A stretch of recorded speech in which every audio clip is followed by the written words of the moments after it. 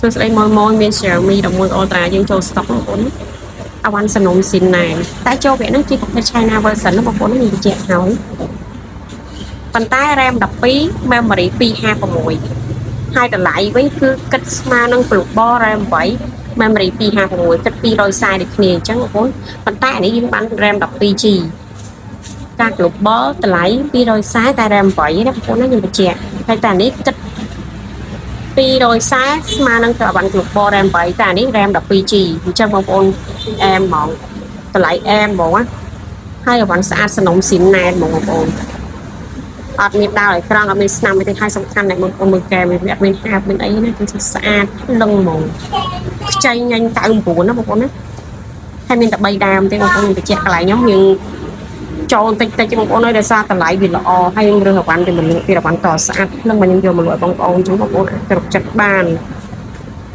ខ្ញុំឆែកបងប្អូនមើលជាក់ស្ដែងណា 256G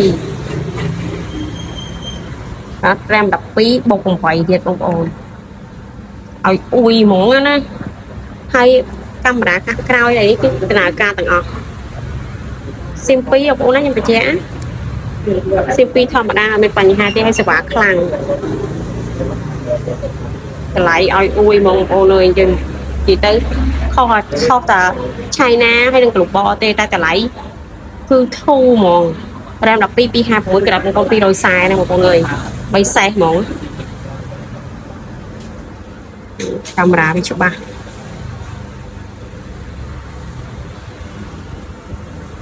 សំខាន់ចេះបងប្អូនដឹងឥឡូវកំពុងតន់ trend បងប្អូនចង់បានគឺអាចកំងណាស្អាតភ្លឹងបងប្អូនណាមានតែ3ដាមនឹងទេបងប្អូនណាអត់មានពណ៌ខ្មៅទេណាបងប្អូនណាមានតែ3ដាមនឹងទេបងប្អូនអាចចង់បានអាចឆាតកំងបាន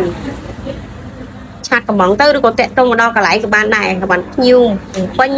នឹកដល់កន្លែងចាំពេលលុយក៏បានដែរឲ្យលុយតំណហើយមានឆ្នាំងសាកមានស្រោមហើយនឹងស្រាប់អ្នកពេញខ្ញុំព្រីសវ៉ាដឹកឲ្យទេបងប្អូនណាអរគុណច្រើនបង